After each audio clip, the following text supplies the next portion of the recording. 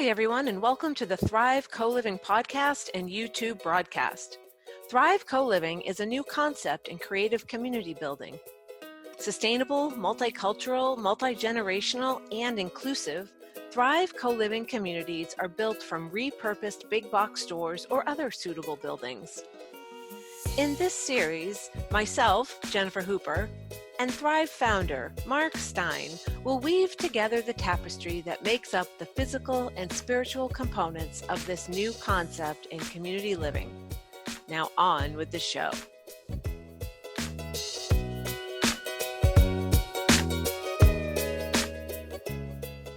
Hello and welcome to the Thrive Co-Living podcast. My name is Jennifer Hooper and I am your co-host for this podcast. I am also an advisory member and sponsor of Thrive Co-Living. But before we talk about any of that stuff, we need to talk about what Thrive Co-Living actually is. And so today I am here with the founder, Mark Stein. Hello, Mark. How you doing? Hi there. Great. Good. So you are the brainchild of this project, and we need you to introduce it to everybody because this is new to most of the world, I would suspect. Yes, as far as we know, there's not another one that exists like this Oh, concept. awesome. And we're in the very early stages. So Thrive Co-Living Communities is a multicultural, inclusive, sustainable community. We're very early in the process, in the conceptual stage of the process. And the key is that we'll use big box stores that are empty and repurpose them into these sustainable communities.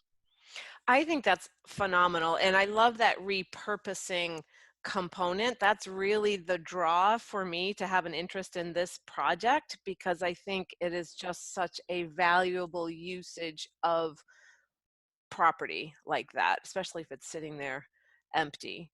So when you say Right. co-living, can you go a little bit deeper with that? What does that mean? Well, I jokingly say that this is that co-living is like a dorm for adults, only with less alcohol and drugs and more entertainment, education, and fitness. Oh, So awesome. let, let me paint a picture for you. And of course, that analogy has its limits because it is designed to be multi-generational. So it won't be a bunch of college kids running around. Um, let me paint a picture for you. So imagine an empty big box store, and around the perimeter of that box will be independent condos. The norm will be one-bedroom loft condominiums, each with their own exterior entrance and an interior entrance. So they're around the perimeter. Each one will have their own kitchen, fully stocked kitchen, and bathrooms. In fact, 2 bathrooms. We'll have some 2-bedroom units. We'll have some studios. There'll be numerous types of units, but primarily there'll be 1-bedroom loft condos. And then in the corners of each of the building, the 4 corners, will be community kitchens. So, and these will be commercial kitchens that we probably will rent out on a regular basis to caterers and others who have virtual restaurants. But the primary purpose is to be able to use them for community dinners, at least one a week.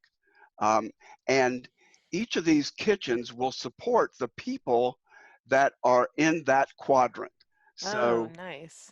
supporting in the corners, and there'll also be activity rooms. So there'll be space for co-working, for movie night, bingo night. So activities will go on in those quadrants and on those kitchens as well. But co-living, as it's come to be being known, traditionally, not traditionally because it's very new, has been going on both coasts. Mostly Silicon Valley and New York, where real estate prices are very expensive.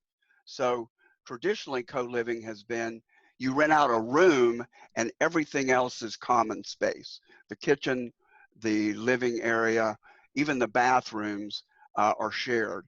So when I say a dorm for adults, adults need more space, more independent space. Mm-hmm. So with this, you'll be able to have as much privacy as you want. You'll be able to go into your own entrance. And then in the center, just to fill out the rest of the visual here, Mm-hmm. in the center will be co-working space, fitness areas, an entertainment venue, and then depending on the location, some retail, artist loft spaces, coffee shops, groceries, little small grocery store, co-op grocery, so that and eventually, depending on the location and how amenable it is to retail, dry cleaning, massage, hair and nails, all sorts of things. But instead of around the perimeter, the condos will be around the perimeter and they'll be on the inside. Oh, no And we'll invite kidding. the public to come in and support those businesses as well. Okay, that Coffee was my next question is, are those amenities only available to residents or are they also available to neighborhoods nearby? exactly. We want to reach out into the neighborhood and I bring love people that. in. And looping back to what you were saying about the kitchens and events, are these spaces that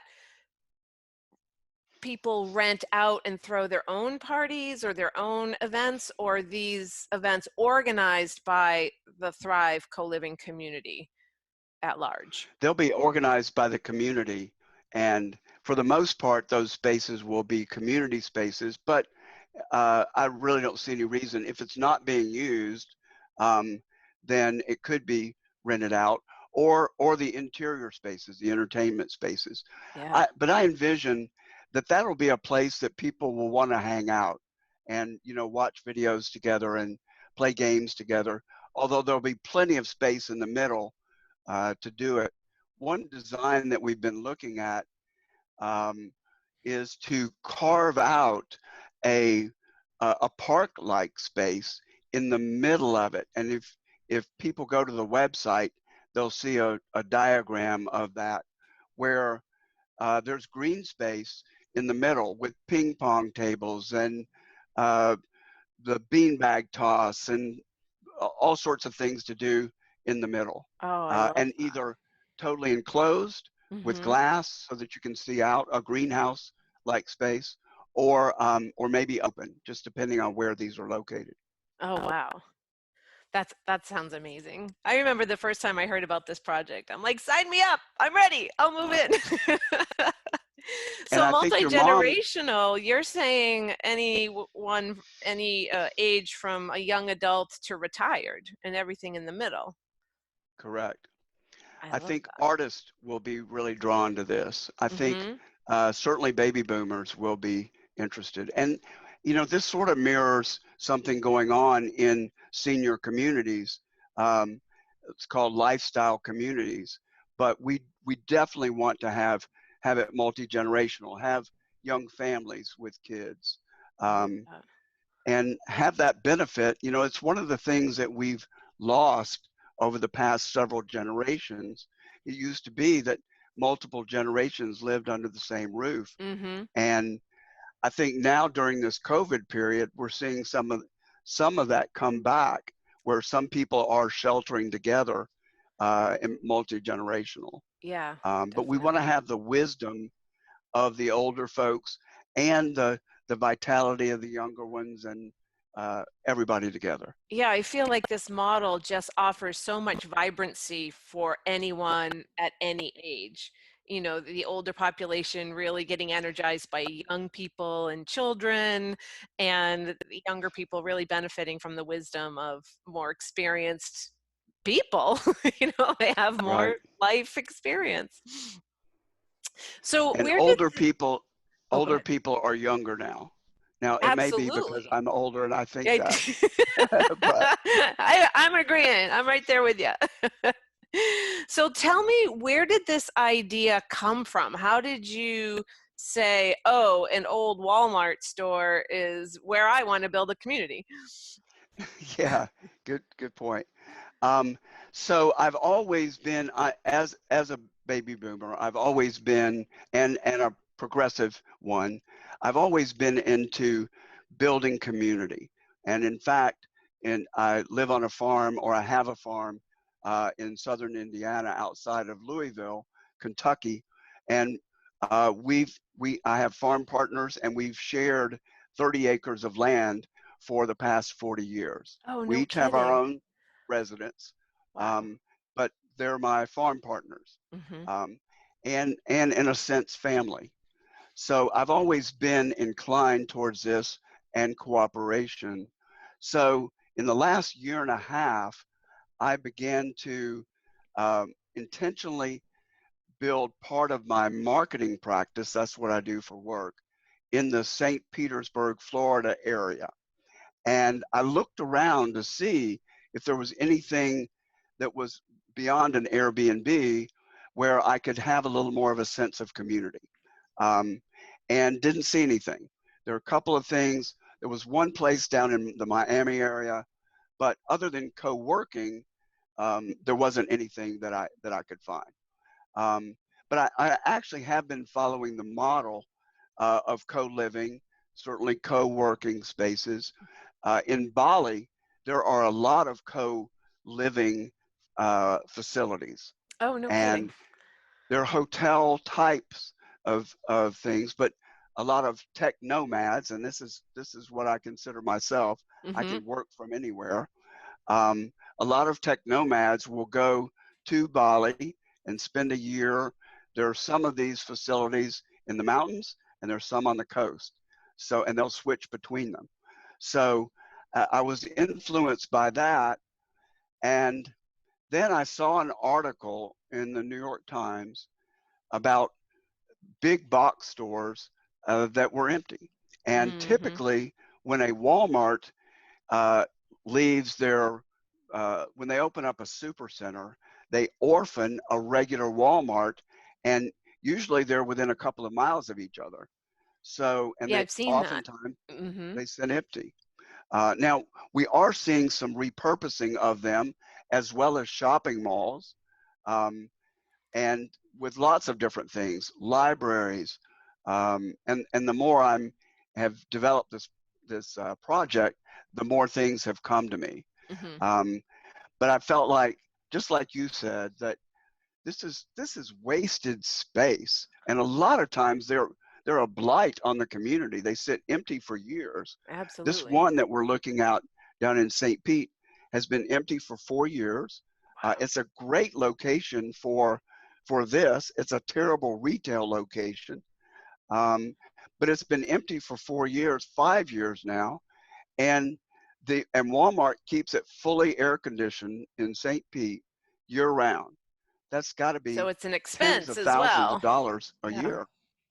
Yep, So and you just mentioned sitting St. empty, so it's Pete and you've wasted been space. looking at a property there. Is that where you intend this first project, this first co-living community to be, or are you looking at other locations as well? No, we're looking in Pinellas County, which is the county that St. Petersburg, Florida is in. Um, we feel like this first one really needs to have all of the boxes checked in terms of location, a warm place for people to live, the beach, having the beach and waterways nearby. And we're looking at 3 different properties right now in the Pinellas County area. The Walmart is our favorite. We've been having some problems in getting it, but it's about 8 minutes from the beach. It's about 8 minutes from a huge lake, um, and it's also right out of the front door is the Pinellas Trail, which is a 50-mile hiking and biking trail that was laid where railroad tracks were, and it goes the length of Pinellas County. It's right out the front door. Yes, I'm So familiar with that trail. I've been on it on my bike or walking, and it's amazing. It's a really great asset it's along that beautiful. part of Florida. So we're hoping to do our first one there, but then we very much want to do them in other cities, cool, fun cities that people are drawn to. Austin, outside of DC, certainly on Southern California and NorCal. Awesome. So, and the plan is for people to be able to move between the facilities and rent out their space I and think go that's live in amazing. Austin for 6 months Yeah, and that's have so cool. the same sense of community, the same spirit of community in each one of them. They'll be different, of course, but Yeah, yeah. So you come from this experience of seeing and wanting to co-live. You've seen this these big box stores just being vacant, and is that the problem you're trying to solve, to merge them together? Is there something bigger than that? Like, how would you describe what problem you're solving with these communities? I think the main problem is a sense of isolation that people feel. And this is pre-COVID. Yeah. Of course, we're all feeling isolated now. And let's not miss the irony of me starting a project, a co-living project, in the middle of a freaking pandemic. Right. So let's not miss the irony of that. And I do Oh, have so a you're aware history of of it. it, is what you're saying. Yeah, I do have a history of mistiming things, although I'll point to the opposite being true. I started a big virtual shopping project at the very beginning of the recession. I mean, by the month. Um, No kidding. so I have a history of good timing. But the reason it is not terrible timing is, and in fact good timing, is that I think that this COVID era is showing us the importance of community, the importance of being together, and we're missing it. A lot of Yeah. people really are. I'm an introvert, so not so much, but um, people are really feeling separate. And I think when we do come out of this and find safe ways to be together, that it'll even be more important than it was Yes. pre-COVID. But Yes. the main problem is this sense of isolation that most people feel. Um, it's partially due to technology and how much we are into our devices. Um, and but it's also happened over time, and people are craving that sense of connection. It's harder. Social, let's see, civic groups, religious Mhm. organizations, their attendance is dwindling. So it's harder to feel connected to your community. You really have to work to find a sense of community and find your people, if you will. Right. So this is designed to build in your sense of community. The purpose for coming together and the reason that someone would want to live here is not so much the facilities, although we want to build beautiful, fun, active facilities, but it'll be the spirit that we're coming together to support each other and to um, to be together, to have somebody that you could call at 2 a.m. and order a pizza with, I love or meet that. me out in the hallway. Let's have meet me in the fitness area or the entertainment area, and let's have a glass of wine and chat. Right. Right. So it's about a built-in sense of community that's there for us when we want it, but we have our privacy when we don't. That's perfect. That's perfect for me. I'm either an extroverted introvert or an introverted extrovert. So I love being with people, but I definitely need my time alone, and I don't want to be around people all the time. So that's another reason why this project really calls to me, really kind of lights me up inside. So do you have a timeline for this first project in Florida? Well, we we are just getting the website going. We've done a lot of background work. We've got architects lined out, a builder lined out.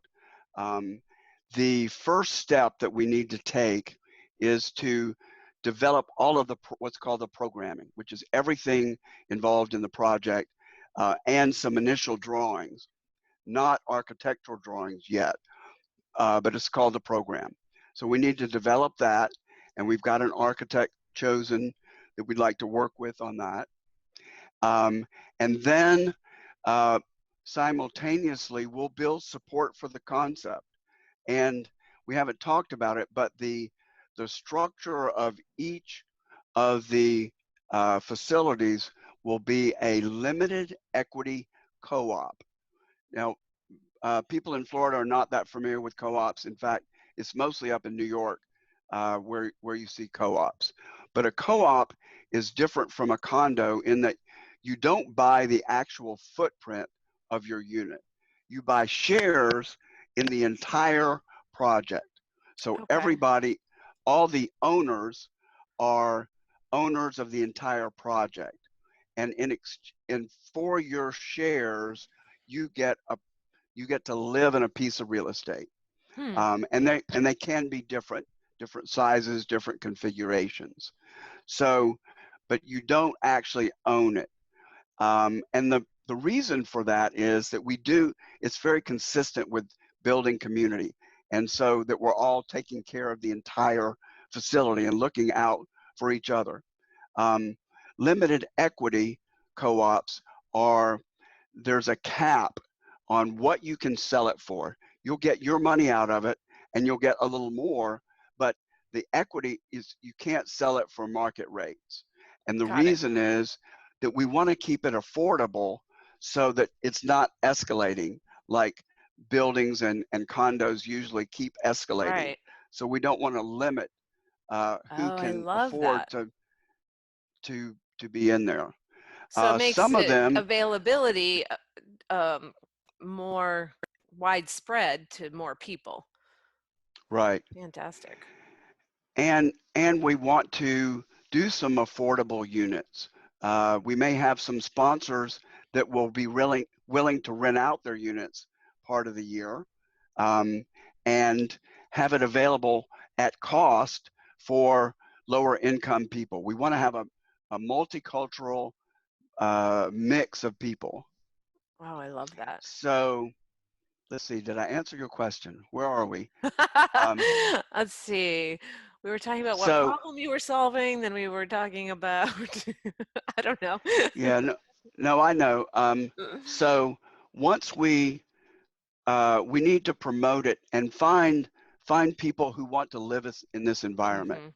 And then our goal is to have the units cost on average about $200,000 to $250,000 for purchase. Okay. And we may have some rentals, but most of it will be owners within the co-op.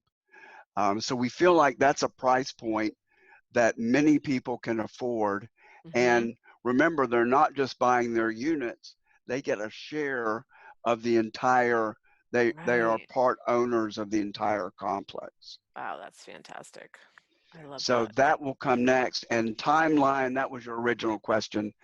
We'd like to build sufficient support. We're looking at 100 units. Sufficient support that we get commitments on those 100 units starting this year, and the ideal would be at the beginning of next year, 2021, being able to put together the architectural drawings and have enough core support to build it in 2021 and have it ready by probably the end of the year. Oh, fantastic. That time will fly by. In a way, it seems like it's so far away, but I know as I get older how fast time has accelerated. Right. So and it doesn't really matter. Most projects I've been involved in, I've felt some sense of urgency, but with this, the support has been really natural. There's something about the concept, the combination of co-living and repurposed big box stores that people go, yeah, that makes a lot of sense. It makes so much sense. Now, and the worst reaction I get is, well, I wouldn't want to live there, but I get it. I get how other people Mm. would. So, And they probably know somebody who would, even if it's not them. right, Guaranteed. Now, I know from working with you and talking with you about this project, that sustainability is a really important piece of this project. And in your virtual background, for those of you who are listening to the podcast and not seeing the YouTube broadcast, there is a hydroponic garden, I believe. Is that right? right, Can you right. explain more about the garden and the sustainability and some of those goals for Thrive Co-Living? Sure. I think that there are so many people, young and old, for whom a sustainable lifestyle is really important. So, and during the course of this project, the term permaculture has been introduced to me. And permaculture is a design principle. I won't get it exactly technically right, but it's a design principle that makes use of everything that you have available to you on the site and in the area, in the local area. It's using everything that we can and wasting as little as possible. So we'll implement solar energy, and solar is coming down in price. We're looking at the possibility of using photovoltaics on the roof to power lighting. Lighting is a really good application for solar. Um, Hydroponic gardens, to be able to grow some of our own food. Lettuce, tomatoes, vegetables can be grown really efficiently in hydroponics. Uh, and aquaponics is the introduction of fish, and the excrement from fish supplies 90% of what the plants need. And then you can, for those who eat fish, you can Mhm. eat the fish. Um, I so love that, that'll be especially part of it. in the post-COVID, time where we are becoming increasingly aware and careful about where our food comes from. To have a source right on site where I can live is incredibly attractive to me. Yep. And to be able to subscribe to have fresh vegetables delivered to you on a daily or a weekly Sign me basis, up. I'm there. Sign me up. and fish if you eat it. Mm-hmm. Um, Recycling programs, of course, to recycle everything, everything that we can. And from my research, you can really recycle almost everything except meat very easily. So Kidding. we'll recycle everything that we can. Rainwater capture. The roof of a big box store can will capture a lot of rainwater, and in that facility that I was talking about in St. Pete, the Walmart, there's a huge parking lot that drains into a lake. So Okay. we'll be able to break up some of that in the green space, dog park, putting green, So tennis pets are allowed courts. here. You said dog park or pet park. Oh yeah, definitely having a pet friendly place is very important. And one of our first guests that we'll interview in the next couple of weeks focuses on how to make living facilities and businesses more pet friendly. So we'll talk to her about some of Awesome. that. Love it. Um, so I think we'll have some green space for people who want to garden with dirt as opposed to just with water. Oh, So we'll do everything that we can to be as ecologically and sound as we can be. Perhaps some auto sharing. I'd love for us to be able to afford to buy some Teslas and have charging stations there and have oh, people that'd be awesome. check out the Teslas to get around. Yeah. Oh, that's fantastic. I love this. So, can you also tell us what makes you the right person for this project? How did your path lead you to this project? Well, I jokingly tell all of the construction and architectural people that we're talking to, that this is my first rodeo. So um, I've not ever been involved in a project this big and as a developer. Mm-hmm. So this is new to me. But my background is, first of all, uh, I was in the solar energy business back in the late 70s and early 80s. So I'm very familiar with solar and energy efficiency. Then my first aim from college was to go to law school and become a lawyer. Fortunately, I decided not to go to law school. And then after solar energy, that period passed, there were 65% tax credits in the late Wow. 70s and early 80s. So that actually paid for a lot of systems, and it was very popular. They cut the tax credits and solar took a dive. But then I discovered mediation, which was really what I was looking for philosophically, but when I was looking towards law. And I had a mediation practice for about 20 years. I still do a little bit of mediation. And that's a component that's really going to be important. You put 100 families together with lots of personalities and lots of backgrounds, we'll definitely need to have an in-house mediation program. And I Mm. envision training people, which is what I did early on. I trained volunteers to be mediators so that we can mediate each other's disputes at Thrive, and also open it up to the community and have that as a revenue source Oh, to nice. mediate disputes in the community. So, and then I've been into technology. As part of my mediation practice, I created an online divorce website, and the virtual website I talked about was a virtual 3D shopping mall. So I'm very familiar with technology and how to build software. And that led me to my next career, which is the current one as a digital marketer. Mm-hmm. So, um, and this project really embodies all those things, from solar and energy efficiency to mediation and conflict resolution, technology, because we'll need a great platform to be able to communicate on and share information about each other. And then it's, even though I get a lot of good response, it's still going to be a marketing challenge Right. to sell this concept and fill up the different facilities. So I feel like it's a culmination of the different things that I've done in my life, and I've done enough big projects to be able to pull something like this together.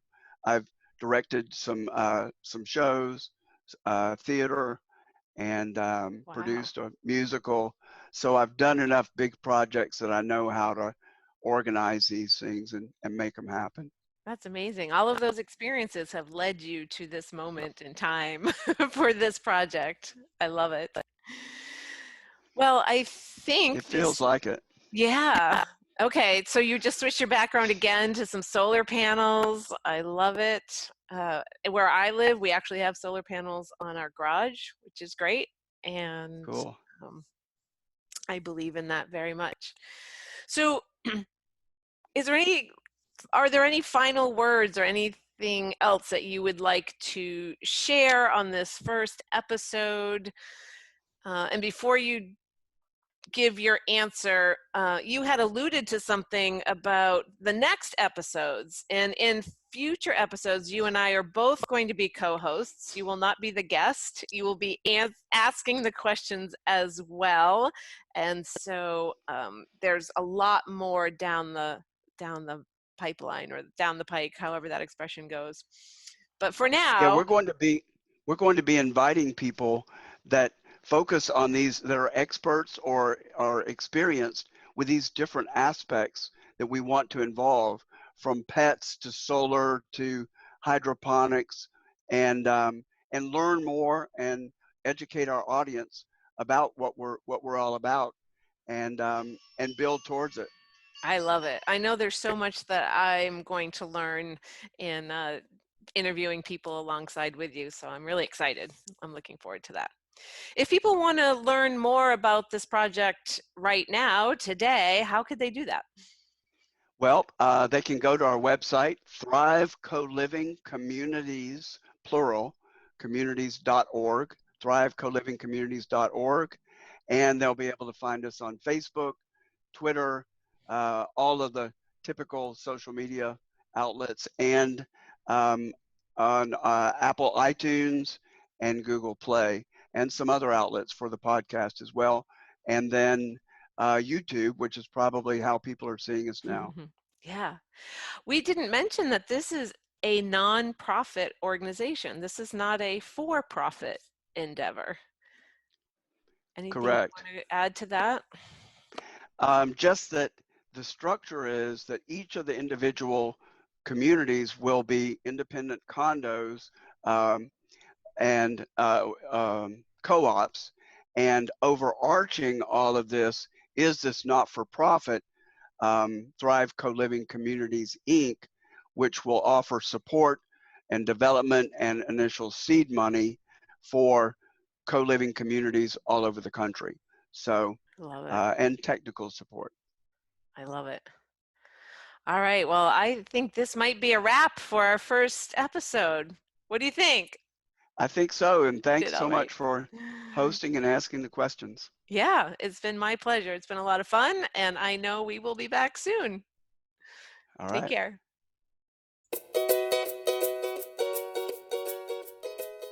Thanks for joining us on this episode of the Thrive Co-Living podcast and YouTube broadcast. To discover more about our mission, activities, and how to find us on social media, please check out our website at thrivecolivingcommunities.org. There you can also learn how you can support this creative vision in community co-living. Thanks for tuning in. We'll be back soon.